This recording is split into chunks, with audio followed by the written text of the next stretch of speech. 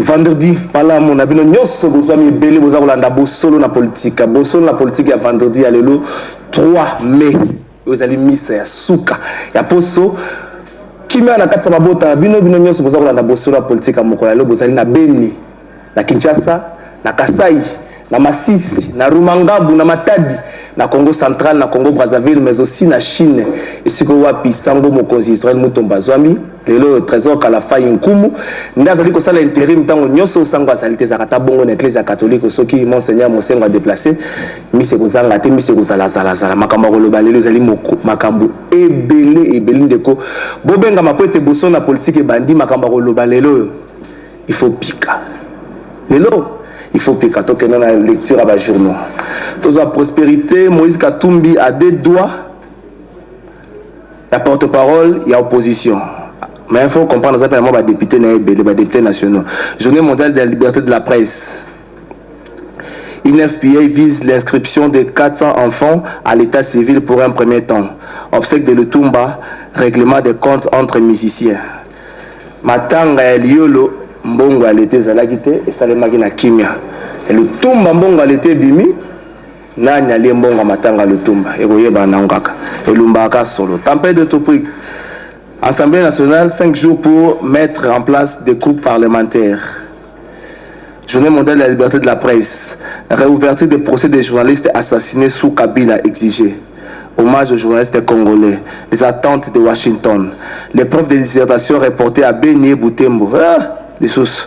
Formation du gouvernement, nouveau mémo pour réclamer un premier ministre propre. Le Tumba Simaro, dimanche à la nécropole entre terre et ciel. Donc il y a les phares. Les phares à commune grognent à la primature. Les personnels réclament 21 mois de salaire non payé au taux réel.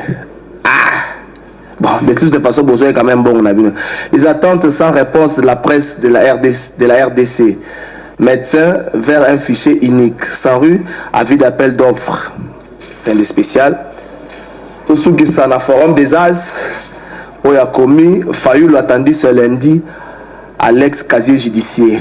Des sources concordantes attestent que le leader de l'ECD est invité à la coordination nationale de la police judiciaire pour fournir certains renseignements. Des sources proches du dossier sont formelles. Moïse Katumbi, affaire mercenaire, n'est pas encore classé sans suite. Dossier, on dirait s'il est noté. Les États-Unis sont déterminés à aider à défendre la liberté de la presse en RDC. Message de félicitations du DG de l'FPI à la présidente de l'Assemblée nationale. Mbongo na nukutu ya bandeko bazwa ki na FPI esungi na noté. DG Makasi. Félicitations.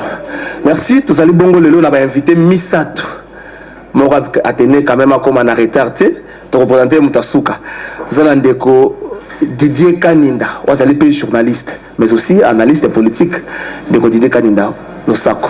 Mbote na yo ndeko pe merci mingi na ndenge o présenter biso invitation na yo poto sola masolo ya mboka ekolo Congo eza eloko ezosangisa biso nyonso esengeli toyeba opposition pouvoir biso nyonso ba mboka eloko ezosangisa biso ba journaliste parce que lelo il faut noter que eza journée internationale de la presse eloko ezosangisa biso ezali mboka Congo yango na lobaka eloko moko esengeli mosala nyonso yo kosala ezala na bolingo ya mboka bolingo ya Congo. Souvenez-vous Etienne Tshisekedi atikela biso biloko mibali atikela biloko mibali atikela ngai ya liboso eza mateya ya bolingo ya Congo pe ya ba Congolais ya mibale atikela biso plateforme oyo ezali lelo UDPS ya plateforme pona kumika kopanza sango pona kolongola kobanga kolongola kobanga yango moni lelo Félix Tshisekedi aza na pouvoir mais nga nazolo bango ke baimboka bayeba ke combat ezo continuer tito ko déboulonner tina suka.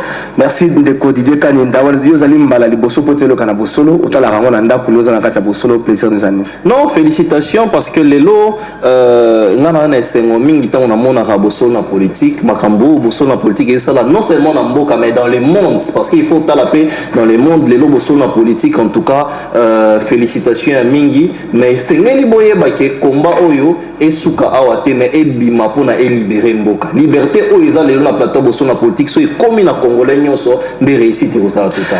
Merci ndeko Didier Kanida ça fait bongo na ndeko Flavien mais véritable nous a risaki obibisa rango mingi te obibisa mingi ndeko Flavien boni santé santé malamu santé kolongolo tozobonaka na ngolo nzambe na bomba kombo na ngate bantu babike ndeko Flavien Rusaki mwana musala population bayibi na bango zelo ko bomba te boni ndeko Frank Diongo santé siko ça va parce que après kobimani prison makala abandaki moi ba séance il y a kokutana na ba médecin na singo ba été 2 ans durant na prison makala de confondre on va permettre qui droit ya kozwa soins de santé médecin ayakate bobi na lolenge ba memaka ba kata ba sachet ya mai na hôpital na partie clinique ngali ma kokede na ndé ba mena boloko mais grâce à Nzambe de confondre ngo a kufa quitter Nzamba batelier bien que état de santé za madame te et puis singo ba été mona mboka fond ngo ça dit 2 ans jour pour jour avant d'akala kata cellule donc ceux qui na prison makala ba ko bisa que ils ont moto amona nakate pendant tout ce temps kaka nakata chambre bien que même biso va dissiper ton repérer moi conseil que non et c'est qu'il présente de temps en temps on y samakolo alobi était de Flavien soki na kokufa pour na Congo na yena prison makala injustement mais to kovanda kaka na kovanda pour na kanisa Congo et na kati en prison abana ko travaille chaque jour donc jour et nuit pour na intérêt ba congolais. Merci na ndeko Flavien vous avez bongo na ndeko John Lungila wazali habitué ya boso na politique asilelo akutani bongo na nkumu ezali sango te ezali ndeko nkumu ndeko John Lungila boni yo. Merci beaucoup ndeko Kumu pour l'invitation. Je crois que si vraiment papa Sango en solo on a dit ça en direct. Oui. Je le salue et na ça y va bon voyage. Mais bon, moi je crois que les hommes autour mais n'a placé quand même moi un mot. Oui. Un bon maître protège ses disciples. Hein? Tout le monde qui a même histoire en tambola abatunae azalai ko batela papa tenae.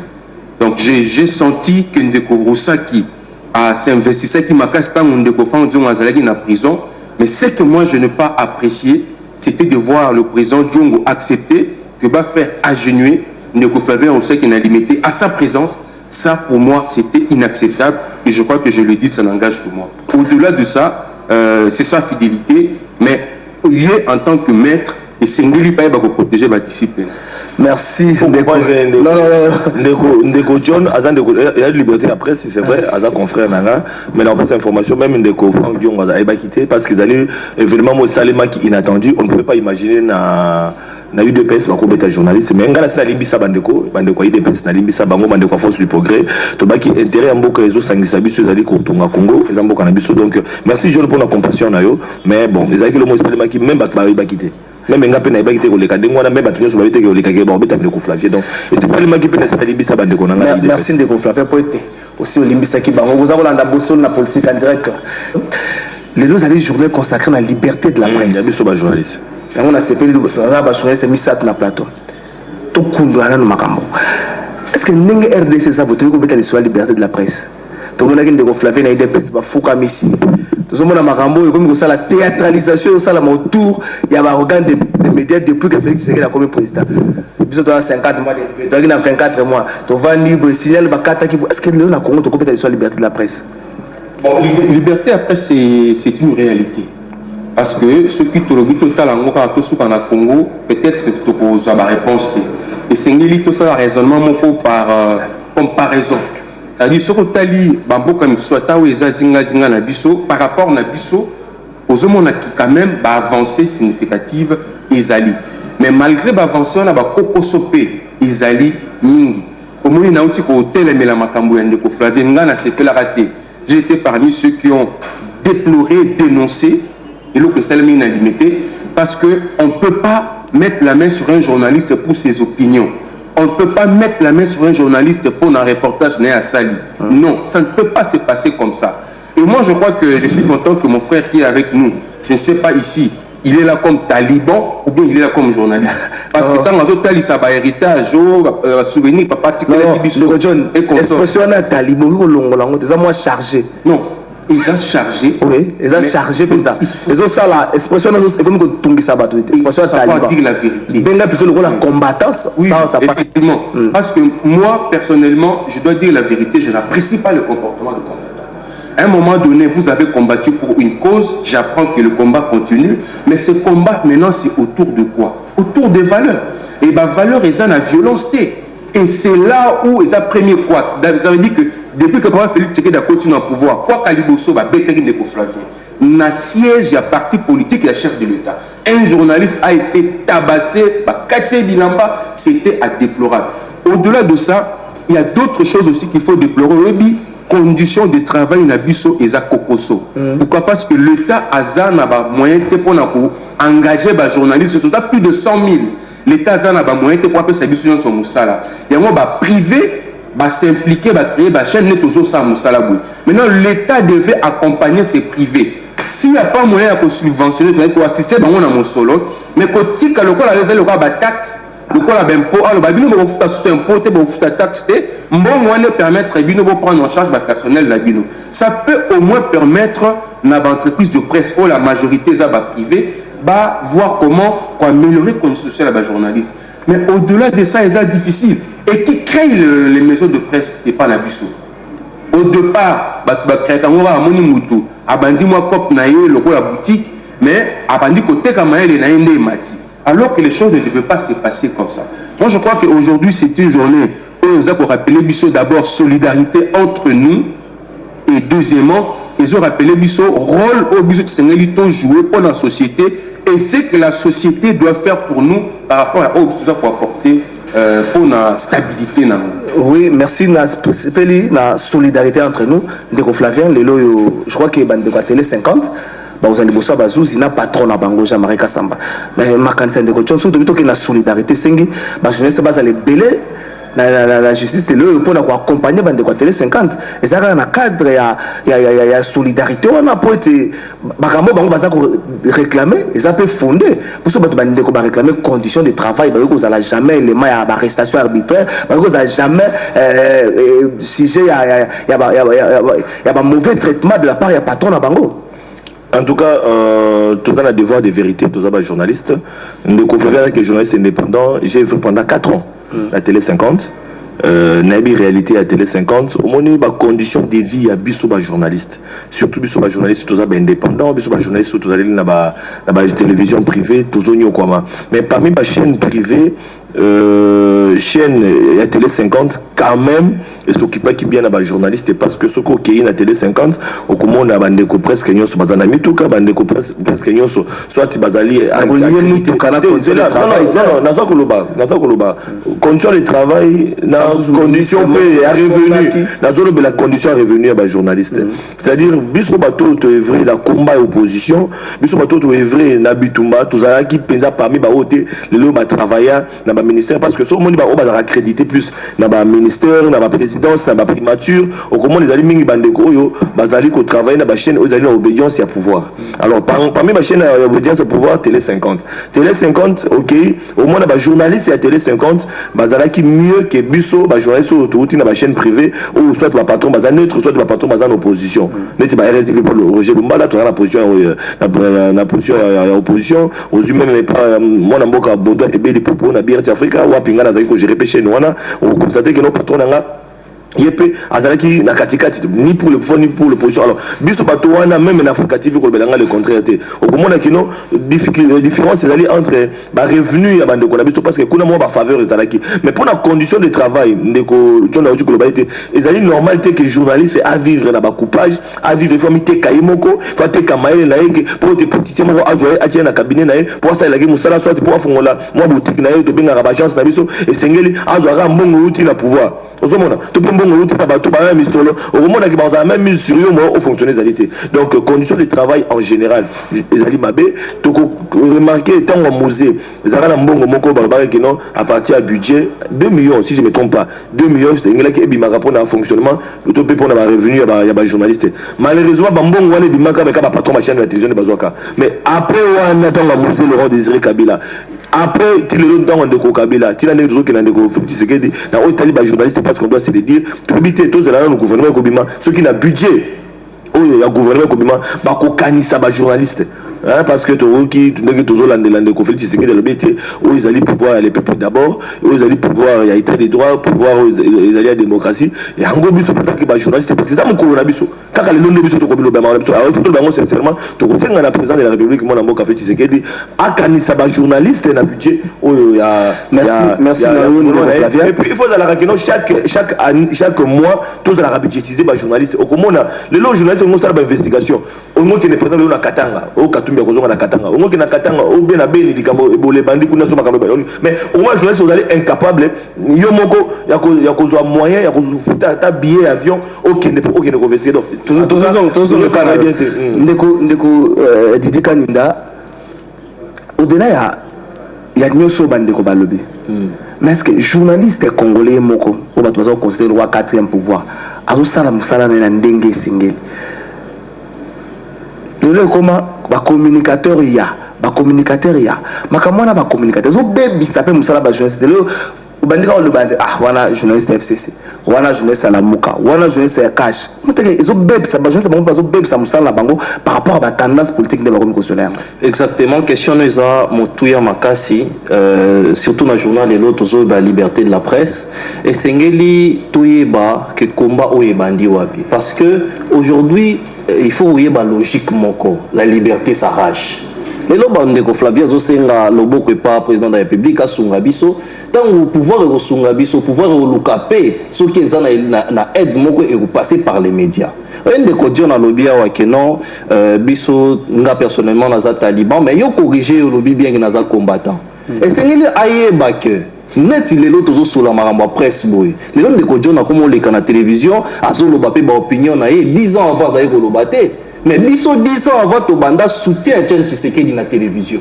tozo présenter émission na kombo ya mutu mais tozo ba vérité ba komani tozo te na mende akati chaîne toke sitini akati chaîne toke sitini lelo ba journaliste ba komi ko loba c'est neto ba ke ba avancer zali mais ces avancées là eza dû à quoi parce qu'il y a eu un combat, il y a un lobby qui est corrigé, mais et l'eau pour nous dérailler, il y a un moni kutu biso, tout ça dit moi disparition les lots na média pourquoi parce que na point au yorobedi les lots ba journaliste ba commis Sankara de Kunta na blaise élément mais sous ba parlement les lots la journaliste attention la journaliste ba parlement ba ya otanga na maboko oyebi bango babe otanga bango pour la crédibilité ndeko John batutu bayebi tout temps rien na Facebook toyebi que non soki FCC za na posa ko utiliser journaliste moko bazwaka ye na yebi te so tobenga taliban to tobenga nani mais ba dérailler combat pourquoi parce que aujourd'hui il faut se le dire que ba journaliste il faut tout continuer combat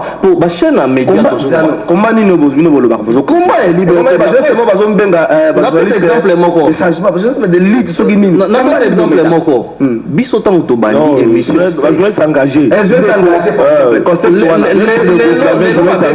s'il vous plaît de ezaki terme oyo biso to bandaki yango parce que biso to lobaki que on va dire la vérité engagé na nini journaliste engagé na nini dire la vérité au peuple congolais combattre les anti-valeurs na éviter ce que histoire et émission c'est ndeko Flavia Robert longo bien et c'est émission tant obiso to bande émission ana bazo battre ceux qui après émission aux envie ola ndako ngayo nazo ebisa yo général Kanyama zotala biso général Kanyama nous a aidé parce que il se disait à un moment donné vous devriez dire même na pouvoir yakala bien sûr bazay ko yeba ke makambo ezolegeza bien te mais les loyo obi yango bien que ensuite dérapage pourquoi parce que bah même politiciens bah suivent journaliste bah na poche na bango c'est-à-dire bah ta journaliste engagé bah politicien bah c'est-à-dire que bah sombi bango mais pourquoi les longa nazolo bela que non naza combattant de l'État Etienne Tshisekedi parce que Tshisekedi soko solane une fois deux fois akoyebi soko sala oyo pona ngate mais sala yango pona mboka Tshisekedi akabaka mbongo te Etienne Tshisekedi akabaka mbongo te azayi kokaba mbongo mais bango bazoloba FCC tuna ba ministre bana poche ba ministre bana ba poche ba DG ata déjà sali mabe toloba te tozala kaka na ye si ça les cambas ba journaliste ndeko John moi je crois que si vous plaît na personne maloba des journalistes engagés un mot concept en comment ça va tout passer engagé na nini non s'il vous plaît tout n'a pas réponse zela la mission de journaliste et c'est nga même information pour que même information moi on va donner comme ça banga qui koloba on me bengi journaliste engagé de John je crois que vous répondez dans ma campagne moi je crois que tout matisse un peu moins niveau à débat pour notre bazolanda biso au lieu que tout tomber un peu trop bas dans la polémique inutile. Je crois que même dans mon introduction j'ai fréquenté le FCC, j'ai fait un travail pour le FCC avec mon expertise. Je le fais. Et c'était pas gratuit, c'était facturé. Je le fais. Vous avez le consultant. Mais ici, je crois comme journaliste. Depuis le début, tu m'as pas vu faire allusion au FCC, un peu comme tu l'as dit, Papa Tshisekedi et consort. Donc voilà. Donc il faut faire un peu la différence. Un journaliste, Azapena doit aux opinion politique. Oui. Comme un avocat, Azana doit faire sa politique ou appartenir à un parti politique. Même médecin, comme Azana barreau, Azana procès, là, Atikali na Katia Moussala, un avocat, a respecté ou a béni déontologie na bango. Moi, là, je ne suis pas journaliste. Ici, je suis ton invité. Je donne mon opinion à moi. Mais nous, nos journalistes, il faut que na Katia Kodo respecter ou dans la neutralité. Mais moi, là, je donne mon opinion. D'ailleurs, une opinion, ça fait même partie de la genre journalistique. Donc, je crois que c'est important. Je ne l'apprends pas à lui, mais il est censé le savoir. Mais au moins, il m'a ramené le bas de journaliste. Ngai na uti ko beta CT pour la Flavie. Coïncidence. C'est notre journée aujourd'hui. Mais j'ai avec moi sur ce plateau quelqu'un qu'on a violemment agressé. Et je ne dois pas me taire. Moi qui te parle, on n'a pas l'habitude de se victimiser. J'ai été victime une fois, en décembre, je crois le 25 décembre. Mais je n'ai pas fait une affaire d'État. Le commissariat, il y a la police où ils en ont coin, il y a l'église Saint-Michel, il y a dit combien de nombre de plaintes contre inconnus que moi j'ai déposé, mais je ne l'ai jamais dit à la télévision. Ça veut dire que ce n'est pas parce qu'on a agressé ma voiture, Pandi par rapport à Papa Félix, Martin Fallou, non. Ce n'est pas parce qu'on t'a agressé, tu dois dire Kabila a fait. Ça, ce sont des méthodes qu'il faut revoir. Et heureusement que l'UDPS est au pouvoir, j'ose croire que ces méthodes vont changer parce que moi, je dénonce la violation qu'on a faite à Flavien. Les gens doivent venir à l'UDPS prendre l'information et sortir sans être agressés. C'est ça la démocratie. Le contraire, c'est la dictature. Mais moi, je crois que le plus important, c'est notre solidarité que nous sommes en train d'agresser petit à petit. Le jour où nous allons... Se placer mon moment dans la télé 50. Non, au moins, dans le dossier de la télé 50, moi, je n'ai pas ça qu'un conseil dès le départ. Tu vois? Parce que le président Kassamba, c'est un journaliste. Comme eux le sont aussi. Donc, tu peux mettre à l'isolo, moi, je te dis que dans le niveau de l'entreprise privée, la difficulté est belée. Mais il faut qu'on reconnaisse que dans le niveau de la télé 50, traitement des faveurs est qui contrairement à Batumoussous. Ça, il faut le reconnaître. Mais aujourd'hui qu'ils ont des problèmes, je suis désolé qu'il y ait un la justice. Conseil n'a pas coupé ça, on a aussi un consolant Mathieu Kamango, Léon Atongo, qui va laver linge salouana en famille. Sinon, ils nous mettent en difficulté. Parce que là, il y a un robot, il n'y a jamais qu'à s'embattre le con à Bango. Ça ne se fera pas. Comme je ne peux pas aussi, donc, ils ont intérêt à se mettre ensemble pour que surtout Bango, parce que le président Jean-Marie n'a rien à perdre. Il a fait déjà sa belle carrière. Aujourd'hui, il est à la porte. Et ils ont intérêt à fumer poliment de la paix pour que le problème ait trouvé solution. Va perdre Moussa. C'est ça mon souci. Merci Ndeko John. Nous avons besoin d'un peu partout. Merci Nabino pour te poser les belles. Tu as une page spéciale. Sans autre, c'est la Bino Nangongao. Bolandango attentivement. Donc, je crois 10 minutes, mais précis, tu as dans 7 minutes. L'essentiel, le message de Kobayo Kango. J'espère que cette déclaration politique, vous allez être témoin en Pamba. Non, cette déclaration politique, c'est ça, non bien. Il dépasse. Le peuple d'abord. Ordonnance présidentielle, c'est intervenir avec mon lobby, où il va ici, nouveau gouverneur. Je crois que le président Bongisabiso. Il semblerait que le président Godem Poui a convoqué la Kingakati Mokola lundi. Il semblerait, ça rimer. Tolanda, Sowana, bon, on continue l'émission. Jamais. Lorsqu'on veut gérer les ambitions du parti, on quitte la permanence. On va louer des bureaux, soit à, je sais pas moi, GB ou etc. où on reçoit des dossiers là-bas. Mais vous êtes de la Ligue des jeunes. Pourquoi vous n'avez pas du travail jusqu'aujourd'hui? Pourquoi? Pourquoi ceux qu'on retrouve à la présidence de la République, déjà qu'ils ne sont même pas connus au parti, qui n'ont jamais combattu avec nous? Pourquoi? Mais pour ceux qui subissent l'injustice, vous voulez les conseiller, vous voulez leur dire qu'il faut patienter, il ne faut pas mettre les problèmes du parti dehors. Non, ça c'est la politique de l'autruche. Il faut regarder la réalité en face. Pourquoi les histoires, les débats vont dans la rue? C'est parce qu'au sein du parti, il n'y a pas un cadre au sein duquel on peut tenir ces débats.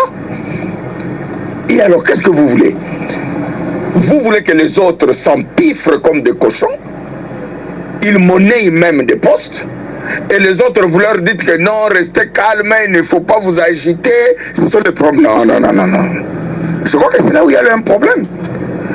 Si cette distribution se faisait en toute transparence, on appelle Ligue des jeunes Boya, Ligue des femmes Boya, exécutif Bissoyer. Voici les enjeux, voici les postes. Comment tu Kabula yango ngengenini parce que nous sommes Bunda. Il n'y a pas que Kabound et Kabouya qui ont combattu dans ce parti. Il y a des veuves, il y a des orphelins dans ce parti. Il y a qui ont perdu leurs enfants, il y a qui ont perdu leurs parents dans ce parti. Donc ce qu'il faut éviter, c'est que le parti est comme un cop, il y a Badjo Moroboui. Le bâtiment est parti en otage. Donc le parti est comme un cop là-bas. Non, ça il faut refuser. Nous, tout ce que nous voulons, c'est que, qu'on respecte les textes du parti. Toutes ces interprétations-là sont fallacieuses. Si on met, par exemple, les triumvirats, ça tue qui? Parce qu'on n'exclut pas Kabound de cette affaire-là. Il est là. Mais les autres présidents de la Convention démocratique, le président de la CEP, tous tirent la légitimité du président Tshisekedi. Pourquoi vous estimez que cette affaire-là, c'est une affaire de Kabound, de Kabouya, de Teni et de Mikindu? Donc le président de la Convention démocratique n'a rien à faire, le coprésident de la CEP n'a rien à dire, mais que Kabound gère ça avec ses amis, qu'il distribue ça comme il veut, et les autres attendent pour ne pas mettre le problème du parti dehors. Ça, il faut. Nous sommes tous des politiciens, papa. Hein? Il ne faut pas nous amener dans des dos, dans des histoires qui relèvent pratiquement de la naïveté. Le pouvoir est là. Il faut le distribuer équitablement.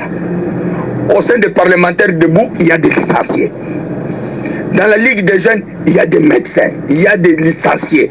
Il y a même ceux qui n'ont pas de diplôme de licence ou de graduat. Mais papa, à la présidence, là, on a fait nommer des mécaniciens là-bas. Et alors, vous demandez maintenant aux combattants, vous dites que non, bino boz à la calme, boz est là, ma place est zébélé, donc biso ne bo tu vas biso ba diazepa, entre temps bino bozo comme la poste. Non, bon na biso ke biso za banda es na bino. De biso to kovanda to tika bino bo kabola ba poste, bo pesa ka ba makangu na bino, bo pesa ka bana na bino, bo pesa ba camarade na bino, biso ne bozo ba keote makamba parti bi maliba non non non non. Ce problème, il faut ça nanisa. Faut tout solo là. Le problème que Batouana balingi ko solo la te, bazomona ke soki babanika ko solo la ma bifteke ko konda. Basi bazu ba engagement na bango, basi ba promettre batu ba o ba kozala ba DG, ba o ba kozala ba ministre, ba o ba kozala bo. Alors bazomona ke soki batu musu ba koti na kopo wana, borwane ko ba muke moye ba koti bango ezate. Mais je te dis la vérité. Comment vous pouvez refuser que le parti soit co-géré? Pourquoi? Pour quelle raison? Quelle que soit l'interprétation, beaucoup de ça, empêchement, indisponibilité et tout ça. Le bon sens, vous dit quoi? Ça fait du mal à qui? Ceux qui Jacquemin, na Kabound, na Wankwenda, va gérer, va même bisoto pour la présidence. Ça fait du mal à qui? Au moins ça fait du mal na bateau, on a des partis comme Cop na Bango. Il faut bakangama même argument ya lokuta parce qu'ils sont en train de bouffer l'argent et ils ne veulent pas rendre compte, ils ne veulent pas être contrôlés. Donc partir à boutique na bango. Et ça les gens, c'est tout à fait normal qu'ils refusent ça. Et vous, la Ligue des jeunes, vous avez votre part de responsabilité. Vous avez pour le naïf, tant que vous avez au moins, vous avez que petit membre du conseil d'administration, il y a OCC ou bien il y a ONATRA. Au moment où chance à vie en a boulot. Mais nous, on n'est pas dans ça. Nous avons beaucoup de monde et puis on a un conseil en Moussa, pas Moutouté. Je ne viendrai pas. Je ne viendrai pas. Bakaboulangone Bazokaboula, mais Bisoto Linginde et Kabouama bien. Combattant sur la Bunda à se retrouver. Voilà, c'est ça mon problème.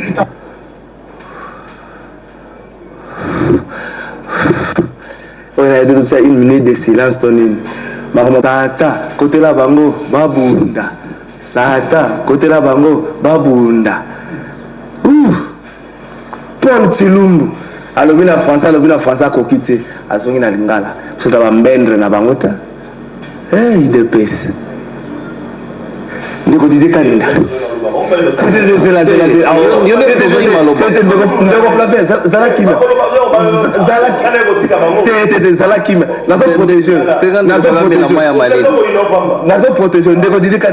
la. Une minute 30. Il dépêche. Kabund. Kabouya, babakisaka kamon so akazi Peter Kazadi. Baleba comme ça parti cop na bango. Abiso to ba yuma na bango ta. Na sur européen sanga penza 1 minute 30 secondes na pona na sembo la maso. Top chrono, c'est parti. Na sur katenga ja parole tout na ngate ma. La liberté de la presse, mais et là on a le batterie est très important zanine. Lelo moi j'appuie Paul Chilumbu parce que UDPS ils a constitué na combat. IDPS a constitué les lots et c'est là qui sikoyo bao bazolo baki bazo kamba parti IDPS basa la sikoyo ba matinée politique ya solo ya loengete ya solo, c'est-à-dire ko armé batou ko armé ba peuple ba combattant na ba membre ya IDPS pour bayeba qu'est-ce que nous allons faire. Nous avons un mandat, c'est vrai. Mais qu'est-ce que nous allons faire? Aujourd'hui, tant que nous avons un makambo, nous avons un IDPS. Nous assurons les lobbies sont ebi, tout moni, alliance sango, ils ont bololo tellement que IDPS a zoko kanam kobela yangote, na makambo ça fait mal. Et c'est normal que nous tout a fait sa point de vue. Mais et l'opo on a reçu na Paul Chilumbu. 45 secondes. Voilà. Et l'opo on a reçu na Paul Chilumbu, basa ebeli. Bao bazos de la IDPS ezaka kaye Paul Chilumbu te ezaka ba combattant au bino boyebi na ba parlement de bouté lelo UDPS eza nourri na ba tebele jour moko na 2 jours passé na zako solana conseiller spécial ya président de la République na qui est-ce que boyebi ke eza na batu mususu ba pesa ba mbongo na bango pona ba cellule muso IDPS au bino boyebi te ba somba ba kititi lelo. C'est-à-dire maintenant, il faut réunir ces troupes. À un moment donné dans la vie, il faut réunir ces troupes quand on est leader et savoir qu'est-ce qu'il faut faire. Ça, c'est un des deux. Il y a aussi ces problèmes. Il y a co-gestion à partir pour ne pas élire président Sika. Il faut recourir au texte.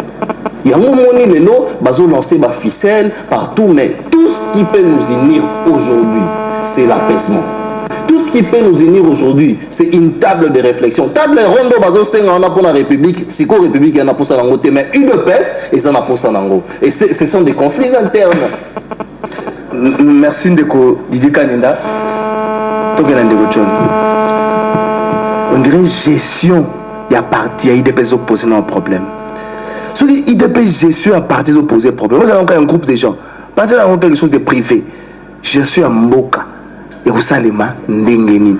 Kabunda za cité na makambo belé depuis que pouvoir raison officiellement na IDPS. Est-ce que comme premier vice-président Samuel Asso oui ko tikate président c'est à parti ba ponima ba tumisa tu me ba rotia yepeka na kati comme ça ba co-gérer parti ba préparer réunion mo ramune na bosani kombo les échappé ngai pour que permettre bango ba pona mokonzi ya sika ole ba kena politique o na lokena ngo boye bato ba komi ko lela na kombo kabuni ba komi belé fils mkoko l'autre fois ba auta o kangama so to kesu bato ba komi ebelé politique ko changer ta IDPS. Au moment pourquoi l'introduction, j'avais interpellé mon frère Nanenga bien à Zotiango Mabé. Je ne savais même pas qu'il y avait un son, il y a bouillé, pour le bilan de la 4 émissions. Alors, il dit qu'il y a poursuivre le combat à présent et tu sais que du combat, on va poursuivre un mot. Ça, c'est le désordre, ça, c'est la honte, c'est l'anarchie. ça prouve que ce sont des gens qui n'ont pas été préparés. La gestion, il y a pouvoir. Bobundeli eloko kolia. Bolie bozi bloko là, ben na bino na table. Attends mutu moko alia mutu nyonso zokoya na mabili. Est-ce que c'est normal? Nous sommes où là, franchement? On doit comprendre que ce qu'on a dit, nous sommes mécaniciens basana président de la oui. Regardez, depuis que le président est nommé, il a déjà convoqué combien de réunions à sa rappel de troupes. Parce que le parti est maintenant au pouvoir. Kabila, quand on parle de Kabila, on a Kabila Moutumabi. Mais Kabila enseigne beaucoup de gens. Kabila, c'est un maître. Oh, il ne faut pas se référer. Kabila convoque. Regardez ce qu'il vient de faire avec le gouverneur, il y a FCC. Mais depuis que le chef est là, qu'est-ce qu'il fait? Il est toujours entre deux avions. Mais Kabila connaît peut-être la discipline, il y a armée, discipline, il y a armée, on a oublié gérer. Ceux qui ont l'intention de gérer Mboka, il faut la préparer. Même parti, il faut la préparer. Ça veut dire qu'il peut se dire pouvoir les hommes dans le combat dans l'opposition. À continuer l'opposition parce que pouvoir la personne qui parle là, c'est le porte-parole du parti. Un député national de Sirkwa. Nous avons vu, regardez un peu le comportement de Kabouya. Regardez Augustin Kabouya. Moi, je connais Augustin Kabouya comme un garçon de course. Il y a Alexis Moutanda, secrétaire général, il y a UPS à l'époque. À l'époque, il a fait face à Benchika. Augustin Kabouya, quand Alexis Moutanda, on a un pigeon. Augustin Kabouya, on a fait un portail Bokoti. Tu comprends? Oui, il a passé, mais Azana ici, il faut l'attirer. On ne peut pas le placer là où il ne mérite pas. Regardez son comportement. Il est allé aux États-Unis avec le chef de l'État. Qu'est-ce qu'il a fait? Il a fait la honte, pratiquement. Aujourd'hui, l'UDPS, c'est comme le Romo à Kaboun, Kazadi, Kabouya. Mais ça, c'est quoi ça? L'UDPS, ici, il y a des gens qui sont morts pour ça. Les Corneille Moulumba. Ils ont payé toute sa carrière. On a l'UDPS. De Valentin Moubake, basé Belé, le président Panzou, ancien président à Ligue des Jeunes à l'UDPS. Ils sont nombreux, aucun d'entre eux n'a cicatrice, comment boiter à cause de l'UDPS. Tous ces gens-là sont où? Ils sont où aujourd'hui? Ce sont des Kaboulas qui doivent venir bénéficier et puis faire de l'orgueil. L'UDPS est dans la distraction.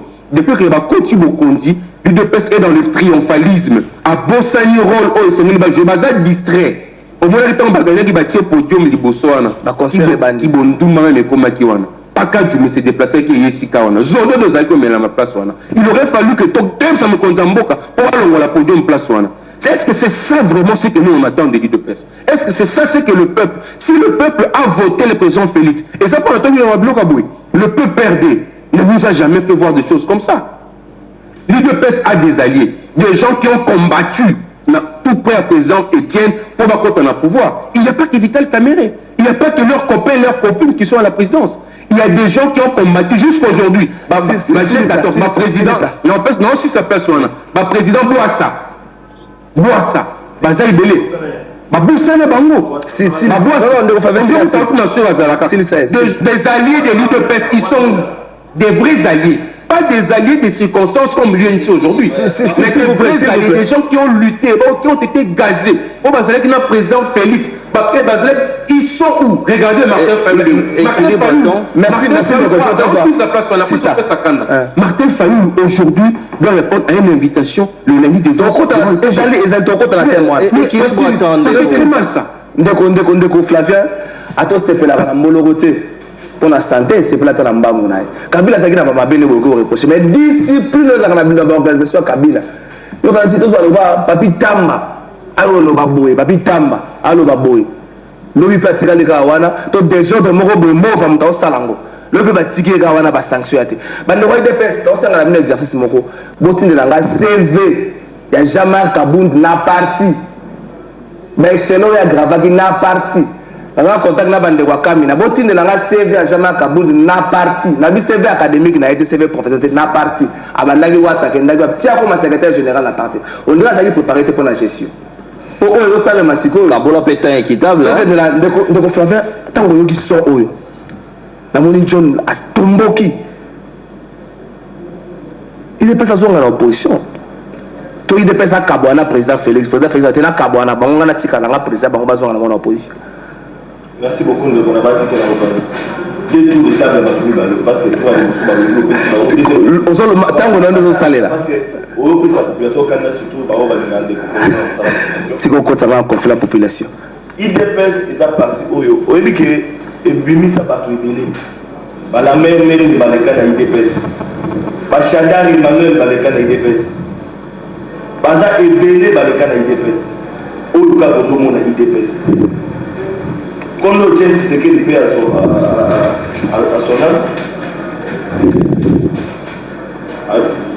Kondo James Tshisekedi pe à son âme. Donc na bandaki kolobake IDPS e format bato belé IDPS ebimisa bato belé. Natangaki kombo ya bato lokwa bala mère Mende oyo bakindaki pe na école ya Ndeko Kabila. Natangi kombo ya bandeko na biso lokola Chandari Emmanuel natangi kombo ya bato lokwa batundu bazali Kalombo na Bazaiba batanga ba oyo bakenda na ngambo bazali susu na IDPS te ba F Bazaiba pona kolaksa ete IDPS ezali parti ya masse IDPS na ngonga oyo na opposition ekomi na pouvoir avant comme na pouvoir eza na parti oyo ezali na popularité eza na masse lokwa IDPS te tokosana te IDPS est implanté partout dans tous les coins et recoins ya Congo. IDPS 37 ans ya combat et bimisi bato belé et bimisi bato belé. Le loyo bato baki ko ignorer combat IDPS te. Ngana ko senga na ndeko président de la République Félix Tshisekedi, il est démocrate. Makambo ko le kana IDPS c'est vrai. Azali na fonction ko occuper. Oui, que ça la so eloko mosusu te na kati ya parti maza kota la parti mais na kosenga na ye bien que ezali na prérogative na été mais en tant que moto ya bundi pe na IDPS aibi passe à IDPS afungola misu nous risquons de perdre l'UDPS nous risquons ceux qui batoloka ba Valentin Mubaki bakenda ceux qui batoloka ba Corneille Ndeko Atangi Corneille Mulumba pour ne pas citer d'autres. To monaka mwana mboka Albert Moleka. Papa Moleka, Albert Moleka. Wana. Mais directeur du cabinet, il y a Kondo James Tshisekedi. Ndenge babimi sakai, est-ce que to mituna kalelo Moleka? O ya zalaka directeur du cabinet. Alongwa kandenge nini? To kumbula makambo lika. Lelo force du progrès. Au monde de parce que tension à IDPS qui est na base parce que les signature à Genève la qui a base kende na micro na yo sikoyo sango nkumu trésor kende na mokuna oyo ka base nekna bakoloba ngana kende kina sala ki mission na mona mboka fils bokoko après avoir okangai alobi makambo ibele sur ma kabon et puis à rappeler que yeba no maka na ordonnance 0008 oyo banomaka ezala bandeko bele bazo gérer IDPS na ye na kata na jama kabund azali moto pe oyo Kondo Tshisekedi ataka na Ninzaka mais lelo ako déplorer comportement ya kabund na tout de kabund na président bité na IDPS c'est ça les makabongo te oza ko IDPS toki ko za président intérim bongo te il faut congrès pour désigner président et ça les magate tala ba faille na IDPS. Et tout le monde revient sur Jean-Marc Silissa.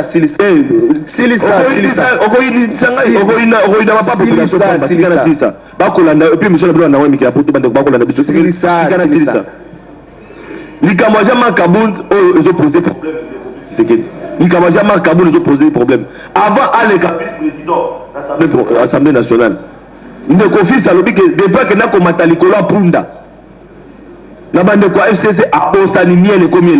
et ça continue à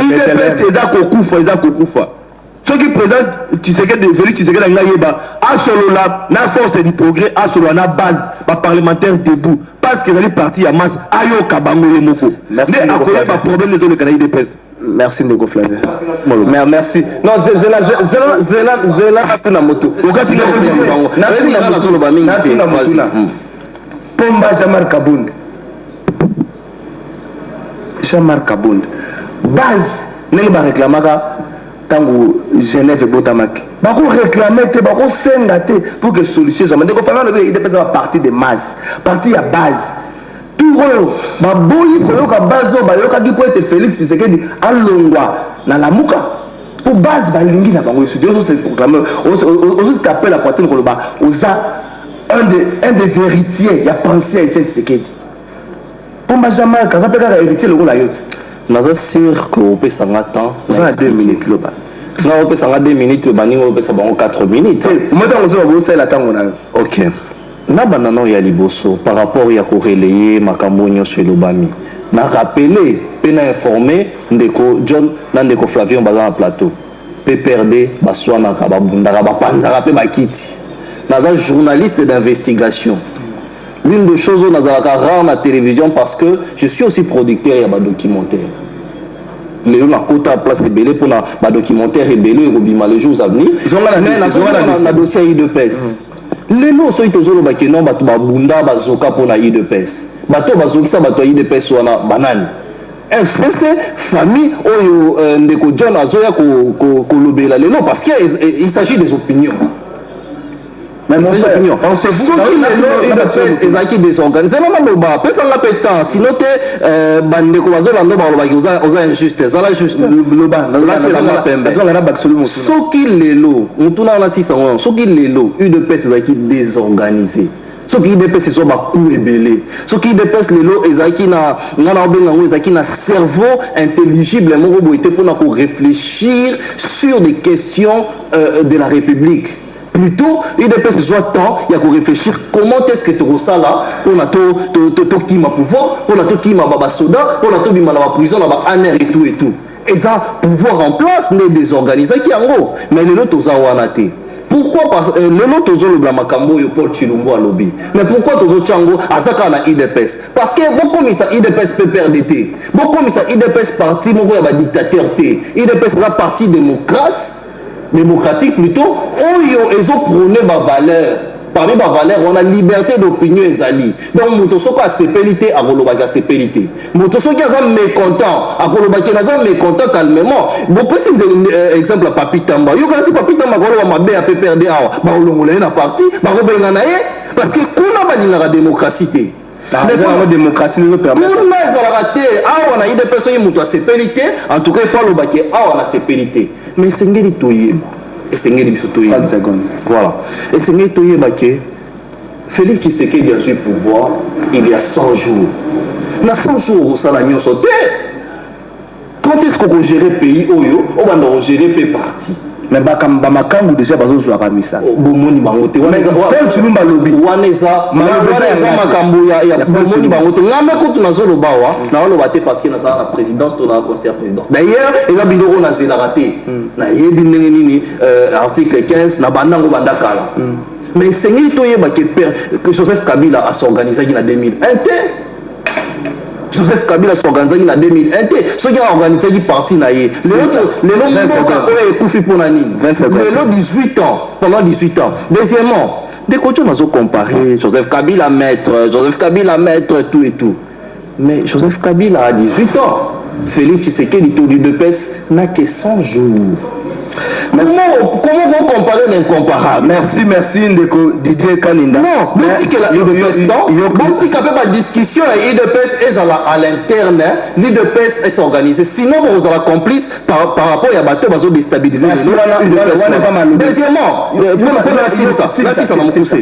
l'IDPS est au Panzarate. Parce que le conflit est bandakala. Merci. Oui, aussi merci au lieu de à l'interne, mais Paul Chilombo est mort le beau pays qui s'appelle Makambo et Malabala pour et ça la bateau bazo sépilaté. Un message moko on va en rapidement et ça va étudier à Inikin Matinfo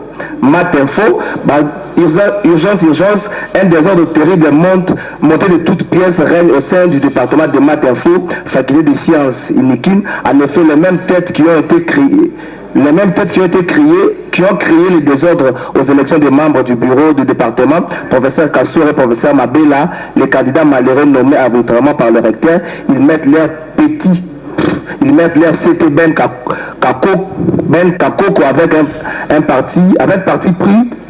Vous comprenez, mais avec un parti pris. Donc je vois que ça, bande de étudiants, il y a une équipe, bazo senga, na recteur amekano au tchaki na faculté na bango, ba mobulo za ko s'annoncer kuna, ba lobi lundi sur les cas trouver solution te, ba ko sala ba sitine, ba ko tomba apne, recteur to éviter. Makambo za ba image no ba to be ça pendant une équipe na temple, il y a savoir. Donc tout petit carreau na image, tout ça no makambo ba étudiant en panti. Ndiko John. Sauf à 30 secondes, tout compte à dossier, il y a plainte, il y a failloul. Au moins, il faut aider nous à sa journée. Journaliste d'investigation. L'investigation, ils ont mis ça, pas trop. Moi, je donne un exemple. Vidier Kima. Vidier Kima. Pas le président de Ring. Azala qui n'a passé. Comment il se présente comme porte-parole du chef de l'État. Mais bah, c'est pas nommé porte-parole, mais partout il passait, c'était le porte-parole du président Félix Tshisekedi. Vidier Chimanga a trahi les deux PES. Peut-être lui, il ne le sait pas. Je te l'apprends. Quand il y a un groupe, oui, je t'apprends. S'il vous plaît, Tikaye pas Loba. S'il vous plaît, Tikaye Loba. Vidier Chimanga. 30 secondes. Quand les groupes des les vice-ministres de l'énergie, comment ils s'appellent? Papa, qui pour toi aux ongles. Prince Willy Michik. La réunion où il y a Prince Michik abîme. Il a signé accord à l'Union africaine. Ça s'est fait où? Chez Vidier Chima. Chez lui à la maison. Attendez. Maintenant, Batu Oyo, le président Félix aujourd'hui, son allié d'État, c'est Kabila. Sans Kabila, le pouvoir de Félix va tomber. Mais pourquoi est-ce que le président continue à s'apprendre dans la Batuloko, la Balbert, Moleka, à Tanguy Bango, Batuloko, la Moubaki, Benchika, Faustin Chisumbu, Kone Moulouma, Brino Mavungu? Ce sont des hauts cadres du parti. On enseigne, il va rappeler qu'on a combo à unité à parti. Parce que le parti est en train de mourir. L'UDPS n'existe pas. Non, l'UDPS n'existe pas. L'UDPS est divisé. D'ailleurs, aujourd'hui, on en a beaucoup. On a l'UDPS Moubake, on a l'UDPS Mabala, on a Chibala, on a ce qui se passe. Non, si ça, je termine par là. Au Moni, et Sengeli, nous déconnons ça, l'effort, il y a au comprendre Maramtolo. Parce qu'il y a même un débat polémique, inutile. Ce sont des débats inutiles. Aujourd'hui, il faut comprendre que quand vous êtes au pouvoir, il y a une posture qu'il faut adopter parce que vous êtes différents de vos allez avant. Quand je cite le PPRD a des problèmes, a connu des problèmes, mais ces problèmes n'ont jamais abouti à ça, n'ont jamais ressemblé à ça. Aujourd'hui, qui entoure le président Félix, ce sont des gens au Bagaza Kibino. Mais Pierre Lumbe avec vous, non? Moïse Katumbe avec vous, non? Je peux encore citer tant d'autres qui sont avec vous. Mais pourquoi on dit Bango Pemben Nabino? On dit Bango Pemben Nabino. On a un discours on va tenir sur les panneaux. Vital Kamere. Qui est catholique? Kamere est où aujourd'hui? Il est qui aujourd'hui? Alors, pour éviter ce genre de discours, il faut dire la vérité. L'UDPS se meurt, l'UDPS fait la honte. Il faut maintenant choisir des gens au Baroza. Maître Joseph Mukendi, Bazali. Des gens qui méritent. Merci Ndeko John. Pourquoi ne pas le confier à la question? Merci Ndeko John. Tokende Ndeko Favela Baxé pe motuna. Ozo Balkamba IDPS toujours si c'est monsieur comme pratiquement na souka. Tout ça dossier à Martin Fayoul. Et na kota na parenthèse. Oui, na zo pasoka motuna mbalamo na tikoloba. Tout ça dossier à Martin Fayoul. Martin Fayoul on a lundi na casier judiciaire pour répondre à l'invitation. Je vois que le président relaxa biso invitation ana tango zo loba. Alors la invitation ana obatindeli. Est-ce que makambo ndenge comme kokomela ezali acharnement te tout le monde a dit dossier ya Katumbi so dossier dans le passé ndenge salemaki de ça mercenariat o Katumbi akendaki na tout le ya badu makambo esuka ndenge suka ki Katumbi apimi na libanda eza même série des autres ezonge lisusu na Martin Fayoul voilà na IDPS bon voilà merci beaucoup une minute ka na otali UDPS parce que na lande de Kodigé Kaninda na moni place à PC plan de sortie à crise il y a crise à l'UDPS bande ko senga ba que crise za na IDPS na émission solution à crise ezali yemoko président Félix Tshisekedi ayamba base parce que base loko la base na Genève lo baki que non to be ya accord wana ya bino ya Martin Fayoul to lingi za la candidat longwa wana nenge pe base bisaki Vital Kamere na kosenga na président de la République ayoka base ayoka ba cadre parti na été donc atika na Jean-Marc Kabundu pembeni atika Christian Kabuya pembeni atika Peter Kazadi pembeni atika batu yoso bazolo bana pembeni ayoka base parce que tant que on a Paul Chilumbo azaki ko s'adresser la Ligue des Jeunes de l'IDPS donc avant da ayoka a invité la Ligue des Jeunes a invité Force du Progrès nazako bandela bien Force du Progrès a invité bande ko biso ba fils mukoko bande ko wana nyoso ndeko Félix Tshisekedi asulu na bango ezate que no bato ba accompagner bango ba pekisa bango te a bâton rompu ba parlementaire debout o bazala kana ba ko échanger ba bazala na matete o bazala kana na victoire o bazala na masina o bazala na robongaba o bazala na kitambo o bazala kana ipen o bazala partout asulu na base asulu na masse akoyeba quel est le problème mais entre autres bango baza koloba ikamba président sur wana Jean-Marc Kabund balingi yango te parce que etikala ko sali matin na statut UDPS ba revoir yango et puis qualité ya bato esengeli ba animé Jean-Marc Kabund ça qui est l'Assemblée nationale akende kuna assumer la responsabilité atika bato musu ba gérer bato baza belé na UDPS ceux qui présent sali bongo te écoutana yango ka toujours ba des autres parce que IDPS au pouvoir et c'est n'était pas tout bapine bakanga balabala tout ça et tout ça la balamuté donc on a nous peut voir expression ya ba membre parti le conflit c'est que le président public ayoka base c'est la solution na Italie IDPS na Italie moi na mboka Martin Fayulu na qui plainte wana c'est un Congolais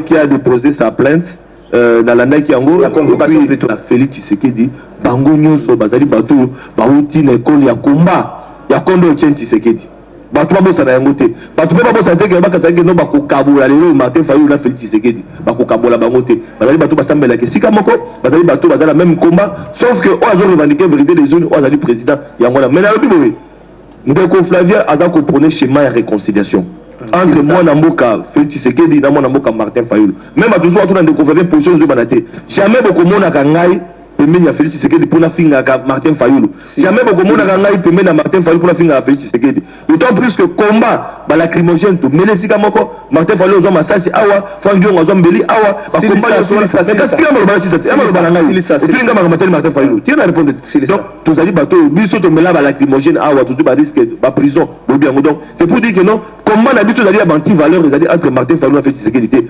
chemin réconciliation ezali possible bande ko ba kutana ba yokana pour être tout sauver Congo parce que tout le monde qui était et c'est que na Congo il y a état de droit et c'est que na Congo il y a démocratie dernier qu'on tient c'est que dans le baki la base qui y a un des schémas solution plainte ou pas plainte ba okende ba okanga ba Martin Fayulu te ba bengi ka ba yoka za question information et puis akokenda ko yoka mais ndeko initial qui loko wana ay ba yeki to comme na mboka na pays d'état de droit to ali poka candidaté ba ba ngo sa ba facture wana e ko balukela ye merci ndeko Flavien batinelinga liste actualisée bato bana mbongo ya FPI et na moi retard lundi na kotanga ngo fona komango bato nso bana mbongo ya FPI nazo suke pa na yo nazo suke pa na ozwa lilobana suka liste actualisée FPI comportement Jean-Marc Kabund soki na otuni bakina ba Jean-Marc Kabund ani wazola alinga za nyoso eza ye wazola premier vice-président de l'Assemblée nationale président ya IDPS makambo ya Martin Fayulu omote bozo komiser sous makasi koleka pour ndire gombe pour contenir bateau ya koyana bango te mona ki s'intéresse sans aki bateau est-ce que gombe bango ba changer na bango forma bi Martin Fayulu na koya mais vous allez prêt à contenir bateau ya koyana bango on dirait dimanche à kolala kota changu soit obima mati likola camion moko nga message Nicolas Zoya. Avant de répondre à la question, vous avez une minute. C'est important, on a rebondi un peu. C'est un déco John Atika moi, nazo sentir moi arrogance mon beton azo le bela mamboyi de pes ayebi réalité de peste. Tant azo tanga pas dans mon baki. Biso news to yebi de nini comportement mon baki avant même Kondo tu sais que dia kufa alors que Kondo tu sais que dazaki malade. Ba menace nini mobaki asala kité na ba média pour la famille Tshisekedi o famille Tshisekedi et bombi Tshisekedi et lito mona été patati patata. Deuxièmement na cité fait mususu makasi oyebi ba négociation ezalaki awa oyo mwana mboka Joseph Kabila bengaki ba personnalité politique entre guillemets mobaki akendaki azalaki na IDPS et akei ko répondre à kanisa ke ba otia premier ministre alobi que non on a pour répondre comme des personnalités politiques Félix Tshisekedi a décliné qui invitation wana tant ntango mwana mboka Flavien azolobaki nazopesa solution te ya sorti de crise te ekopesama awa te mwana mboka Flavien eza conflit à l'interne nazorapele bino ke na UDPS makambo yango ebandi lelo te bato babunda basuwana